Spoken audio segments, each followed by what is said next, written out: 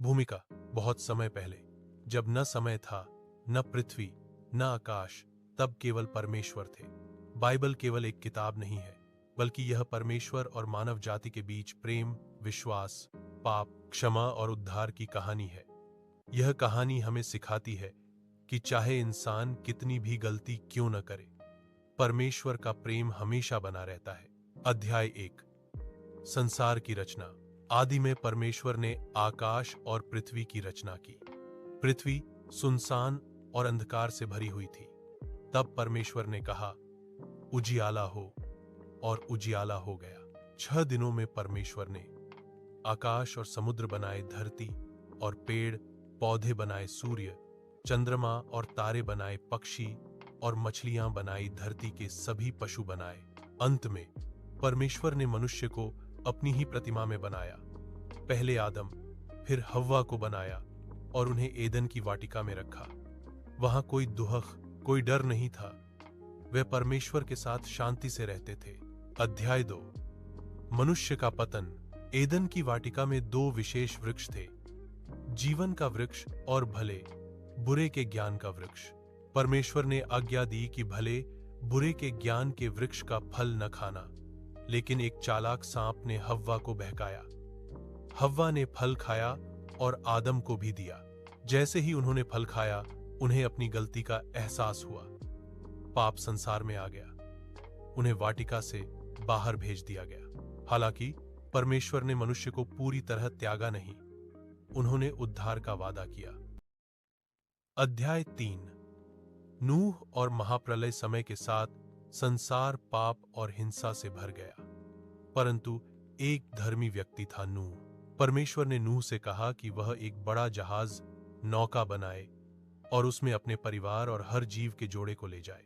लोगों ने नूह का मजाक उड़ाया, लेकिन नूह ने परमेश्वर की आज्ञा मानी। फिर भयंकर वर्षा हुई, पूरी पृथ्वी जलमग्न हो गई। बाढ़ के बाद परमेश्वर ने इंद्रधनुष दिखाकर वादा किया कि वह फिर कभी पूरी पृथ्वी को जल से नष्ट नहीं करेंगे। अध्याय 4। इब्राहिम और परमेश्वर की प्रतिज्ञा। परमेश्वर ने एक व्यक्ति को चुना, इब्राहिम। उन्होंने कहा, मैं तुझसे एक महान जाति उत्पन्न करूंगा।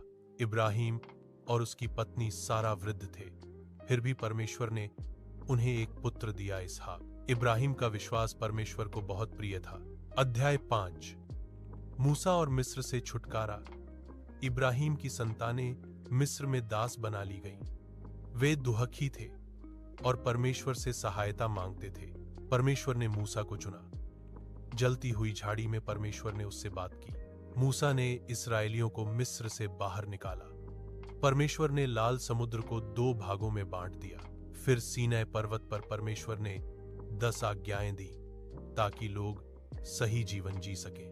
अध्याय 6। राजा और भविष्यवक्ता।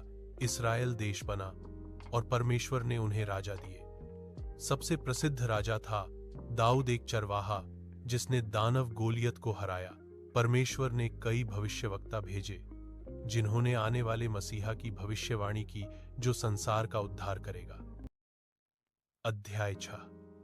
राजा और भविष्यवक्ता। इस्राएल देश बना और परमेश्वर ने उन्हें राजा दिए। सबसे प्रसिद्ध राजा था दाऊद, एक चरवाहा जिसने दानव गोलियत को हराया। परमेश्वर ने कई भविष्यवक्ता भेजे जिन्होंने आने वाले मसीहा की भविष्यवाणी की, जो संसार का उद्धार करेगा। अध्याय 7। यीशु मसीह का जन्म बेथलहम नगर में एक चमत्कार हुआ। कुंवारी मरियम से यीशु मसीह का जन्म हुआ। स्वर्गदूतों ने यह शुभ समाचार दिया। दूर दूर से ज्ञानी लोग यीशु को देखने आए। यीशु परमेश्वर के पुत्र थे, जिन्हें संसार के पापों का उद्धार करने भेजा गया था। अध्याय 8। यीशु की शिक्षाएं और चमत्कार। यीशु ने प्रेम, क्षमा और दया का संदेश दिया। उन्होंने बीमारों को चंगा किया, भूखों को भोजन दिया और पापियों से प्रेम किया। वे कहते थे, अपने शत्रुओं से भी प्रेम करो, क्षमा करना सीखो, परमेश्वर पर विश्वास रखो। लोग उनसे प्रेम करते थे, लेकिन कुछ लोग उनसे जलते भी थे। अध्याय 9। क्रूस पर बलिदान। यीशु को धोखे से पकड़वाया गया।